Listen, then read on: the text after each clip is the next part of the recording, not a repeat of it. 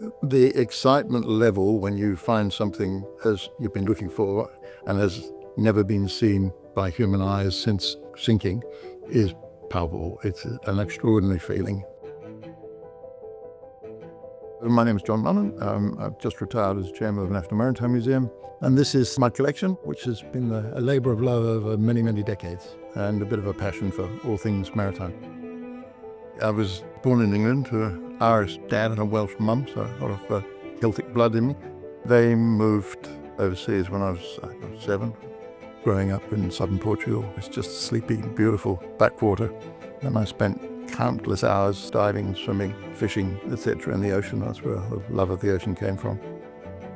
The collection is focused on maritime history of Australia. Its emergence into world knowledge spans from the mid-1500s through to the mid-1800s.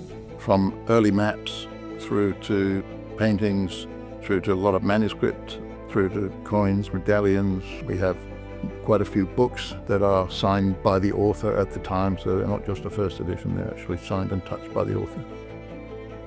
Probably the most significant one is we've got the original manuscript account of the First Fleet as drawn up by John Shortland, who was the Agent General for the vessels.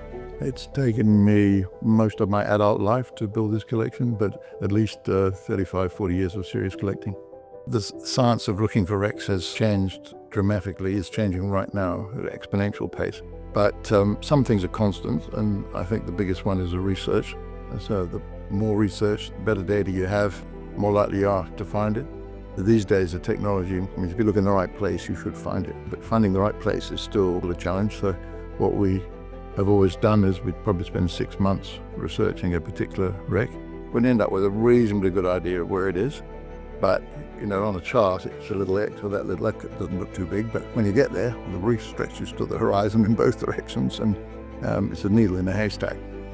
In some ways, it's almost disappointing that the move from still getting wet and going out in the surf in zodiacs and jumping over the side and diving, as it's been done for many years, now you're starting to enter a world of underwater drones, and you're just going to sit on the back deck of a boat with a glass of Chardonnay, and every now and again the computer will go, ding, we found one, and a drone will resurface and say it's over there, which takes some of the mystique out of it, I must say. So thinking back, I don't think there's ever been a trip where we didn't find something. We didn't always find what we were looking for, but we usually found something else instead, which was equally exciting. There's a big difference between treasure hunting and historical hunting, which is what we're doing. The rules and ethics of shipwreck hunting are contentious in some cases, but are reasonably well laid down. Certainly in Australia, there's strong legislation around it, so all shipwrecks are protected. You cannot raise any material from a shipwreck without specific permission from Canberra. If you're a serious scientific expedition like I think we are, you do get permission to raise limited material, normally for the purposes of identification. So, if you can raise something and then go and test the metal to see where it was made and all those sort of things. So historically with the museum, we've done that, and the museum has bits and pieces from every expedition that we've done. We've got one or two here. Found that bell over there from a ship called the Delta. It took us quite a while to identify it, but we knew we were the first people to see this. When you see the wreckage spread out over the seabed, and just imagine the horrors that the crew went through at night in the foreign lands far away from anywhere, and it's visceral. It's really exciting.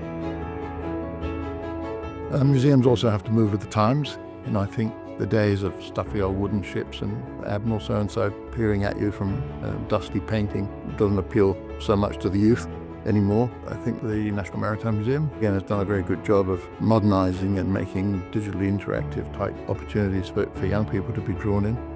I think the most significant journey in our nation's story is the whole topic of immigration, that the vast majority of people came here from somewhere else.